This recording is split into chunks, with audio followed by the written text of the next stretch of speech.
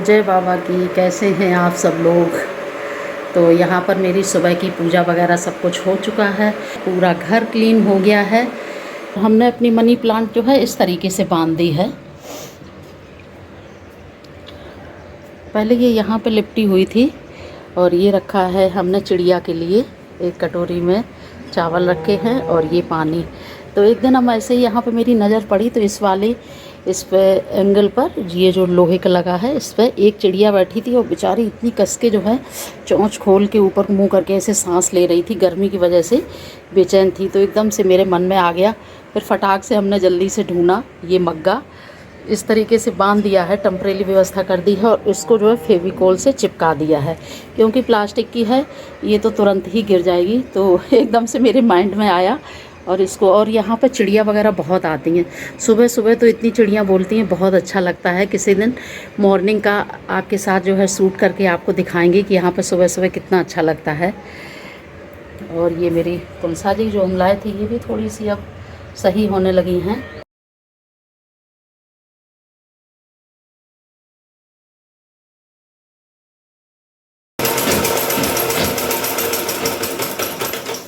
पता नहीं कब मेरी मशीन की सुई टूट गई, क्योंकि मशीन बहुत दिनों से ऐसे ही रखी है, हमने मशीन को छुआ ही नहीं। तो पहले सर्दियां हो रही थी, दिन छोटे हो रहे थे, तब नहीं मन किया। और बस ऐसे कहते नहीं कि समय से पहले कोई काम नहीं होता है, जबकि मेरे पास मशीन का बहुत सारा काम इकट्ठा हो गया है। छोटे मोटे काम हैं, कभी कपड़ों की सिलाई खुल जाती है या किसी को टाइट करना है, लूज करना है, तो बहुत सारे ऐसे काम इकट्ठे हो गए थे, लेकिन इसका नंबर ही नहीं आ पाया था। तो आज हम इसको बहुत दिन बाद लेके बैठे हैं। हमें तो लगता है कि शायद जो है 7-8 महीने हो गए होंगे हमने इसको नहीं छुआ है, जबकि मशीन को मतलब तेल डालते रहना चाहिए इसमें और चलाते रहना चाहिए तो सही रहती है। और ये मशीन मेरी बहुत पुरानी मशीन है, इसके बारे में फिर किसी दिन आप लोगों को डिटेल से बताएंगे। तो लेकिन फिर भी जो है टचवुड भगवान की कृपा से आप लोग देख सकते हैं ये एकदम बढ़िया चल रही है। लेकिन मशीन को कभी भी अगर घर में बच्चे हैं तो या तो उनसे दूर रखें और नहीं तो सुई को निकाल के रखें, इसका ये नतीजा है। तो बेटू हैं और भी बच्चे थे जो कभी कभी ऐसे चलाने घुमाने लगते थे, तो ये इसकी सुई टूट गई है। अब देखते हैं अगर मेरे पास होगी तो दूसरी सुई लगाएंगे, उसके बाद थोड़ा बहुत काम करेंगे मशीन का। तो ये है मेरा मशीन का बॉक्स, रील बॉक्स, और इसी में सारे सामान रहते हैं। तो सिलाई के बारे में भी मेरे पास बहुत सारी बातें हैं आप लोगों के साथ शेयर करने के लिए, बताने के लिए। मेरा मन करता है आप लोगों को बताएं, क्योंकि आप लोग इतने अच्छे से मेरी बात सुनते हैं और समझते हैं और अच्छे कमेंट करते हैं, तो हमें बहुत अच्छा लगता है। तो वो सारी बातें आप लोगों के साथ धीरे धीरे शेयर करेंगे। तो अभी हमने डिब्बा खोला तो मुझे एक जो है मशीन की सुई मिल गई है, और मशीन के सुइयों के नंबर भी आते हैं। वो सारी चीज़ें डिटेल से बताएंगे, क्योंकि हमने अपनी लाइफ में बहुत सिलाई की है बहुत सालों तक। तो हालांकि हमने आप लोगों को कभी बताया नहीं, वो अलग की बात है। तो मुझे ये सुई मिल गई है, ये सुई अभी हम लगा लेते हैं मशीन में और सब कुछ आप लोगों को बताएंगे। जो भी आप लोग जानना चाहेंगे कमेंट करेंगे। तो सुई कैसे लगाते हैं, अगर हमारे पास पेचकस नहीं है तो सुई कैसे लगाएं, कितने नंबर की सुई कौन से कपड़े में लगती है, सुई लगाते समय जो है कौन कौन सी सावधानियां रखनी चाहिए। क्योंकि कभी कभी ऐसे होता है ना कि हमने नई सुई अभी लगाई और एकदम से मशीन चला दी तो वो फिर पट से टूट गई। तो ये मतलब बहुत सारी छोटी मोटी चीज़ें ऐसी हैं जो हमें सिलाई करते समय ध्यान रखनी पड़ती हैं। और हमने एक बहुत बड़ी बात है जो अभी तक आप लोगों के साथ नहीं शेयर की है, हमने जो है सिलाई का 2 साल का डिप्लोमा किया है।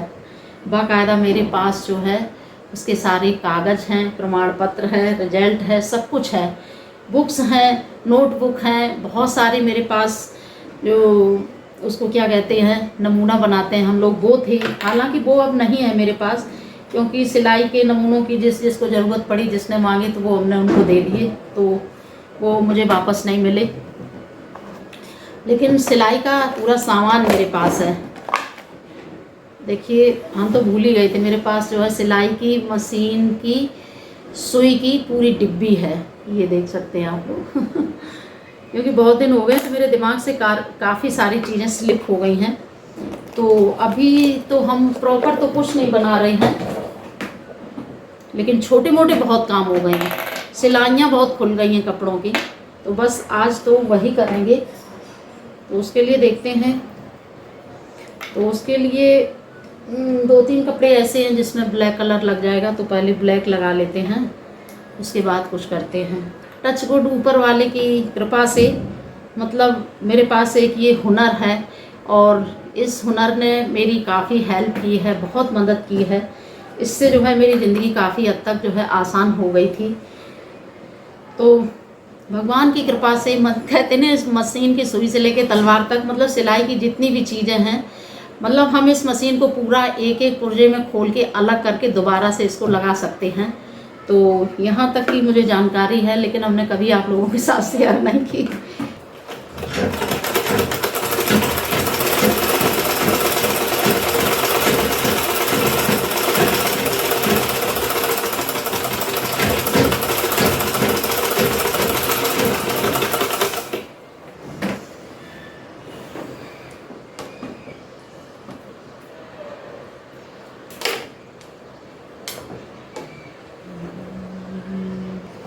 हमने तो वैसे अपनी लाइफ में बहुत सिलाई की है, बहुत ही सिलाई की है। पहले बहुत सिलाई की हमने। दिव्या ने 1-2 बार जिक्र भी किया है अपने वीडियो में मेरी सिलाई का, लेकिन हमने कभी नहीं आप लोगों के साथ शेयर किया।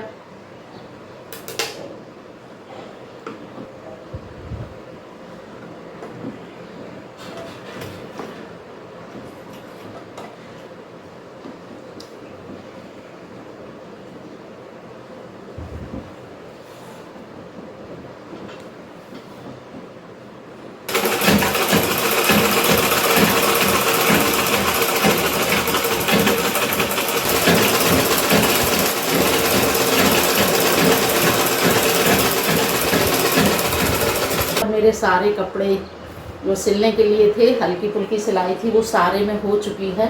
और ये हैं पिलो कवर, ये दिव्या की बेडशीट के साथ के हैं, तो इसमें जिप लगी हुई थी, वहाँ से इनकी सिलाई खुल गई थी।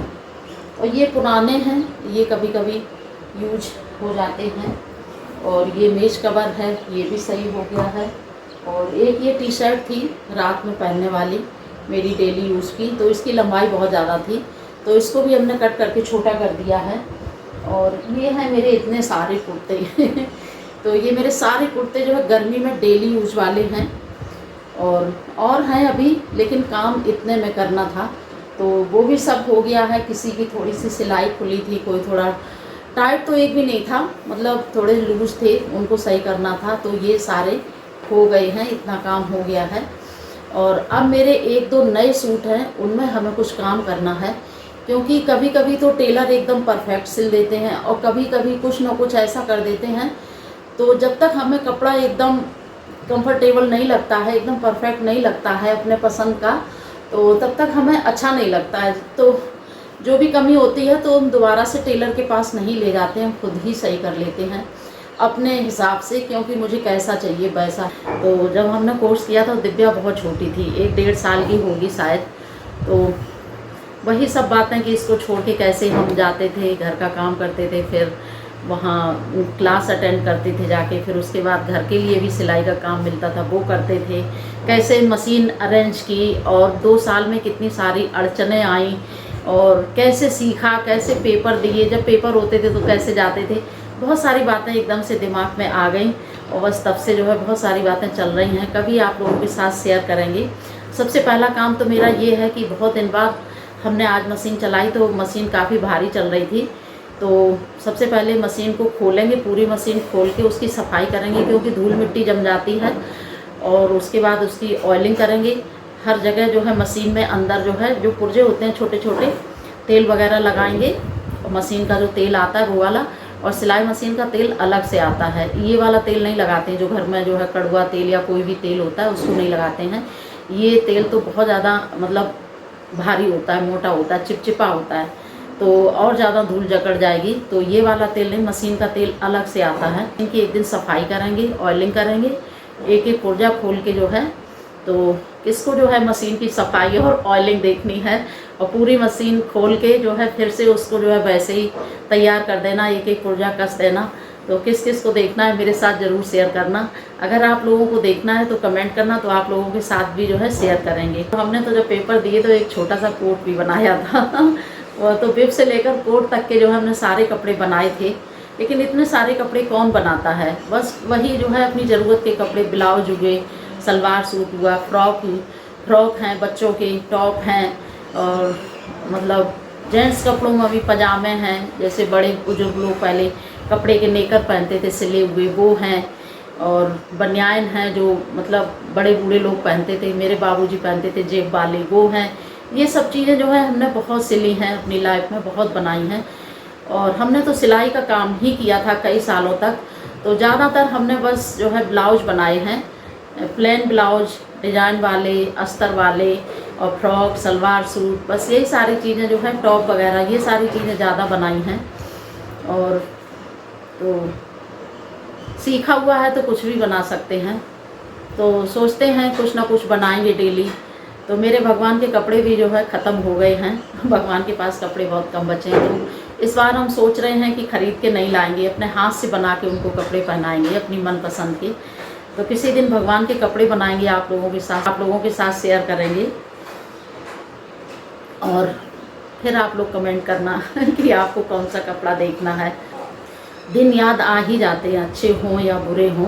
तो हमने बहुत कठिनाइयों में और बहुत मुश्किल में हमने सिलाई का कोर्स किया था। तो आप लोग हमेशा कहते हैं कि अंकल के बारे में कुछ बताइए, आंटी अंकल के बारे में कुछ बताइए।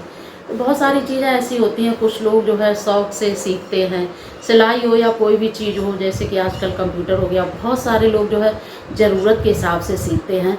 तो मेरी लाइफ मतलब इतनी ज़्यादा शुरू से टफ़ रही है, मतलब हमने कितनी मजबूरी और कितनी कठिनाइयों में हमने सिलाई सीखी थी। क्योंकि हम जो है बहुत पहले के पढ़े हुए हैं, तो उस समय इंग्लिश वगैरह इतनी ज़्यादा नहीं मायने रखती थी, नहीं पढ़ाई जाती थी। तो इंग्लिश वगैरह मेरी बहुत ज़्यादा वीक थी कि मतलब कुछ हम और सीखते या करते कंप्यूटर वगैरह, तो वो मेरे बस का नहीं था उस समय, और मुझे करना भी कुछ था। तो बस जो है मुझे सिलाई ही दिखाई पड़ी, तो सिलाई ही सीखी हमने। क्योंकि औरत की जब शादी हो जाती है, गृहस्थी बस जाती है, पति होता है और बच्चा हो जाता है, तो कहते नहीं है कि गृहस्थी के दो पहिए होते हैं, पति और पत्नी।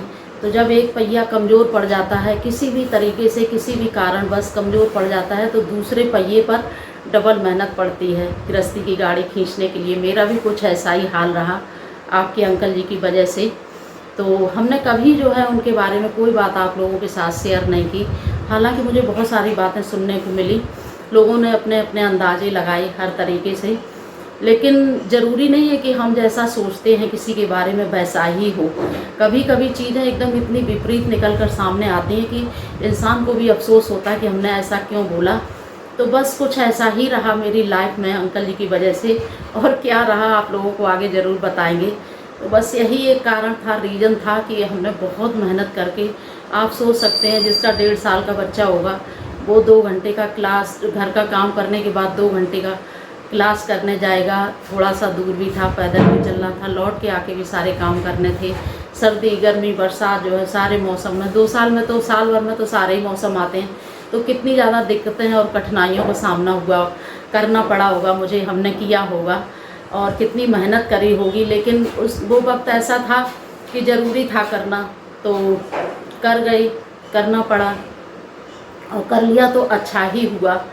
मतलब किसी के आगे हाथ फैलाने से अच्छा, या किसी के ऊपर बोझ बनने से तो अच्छा है कि अपनी मेहनत करके 4 पैसे कमाओ, तो ज़्यादा अच्छा है, बेटर है मेरी समझ से। और बाद बाकी फिर लोगों की अपनी अपनी सोच है, जिसको जैसा अच्छा लगे, जो अपनी लाइफ जैसे जीना चाहे। तो बस बहुत संघर्ष भरी रही मेरी ज़िंदगी। बताएंगे आपको अंकल के बारे में भी, क्योंकि मेरे पास कमेंट आया था कि आंटी अंकल के बारे में बताइए। तो चलिए, बातें बहुत हो गई हैं डिटेल में फिर किसी दिन आप लोगों के साथ बातें शेयर करेंगे। इकट्ठी बहुत सारी बातें नहीं की जा सकती हैं। तो ये मेरा छोटा सा वीडियो आप लोगों को कैसा लगा, अगर थोड़ा सा भी अच्छा लगा हो तो लाइक और शेयर ज़रूर करना, और मेरे चैनल को सब्सक्राइब भी करो और मेरे चैनल को सब्सक्राइब भी करना और लाइक भी करना। ये मिलते हैं किसी और वीडियो में, तब तक के लिए बाय बाय, और लाइक ज़रूर करना।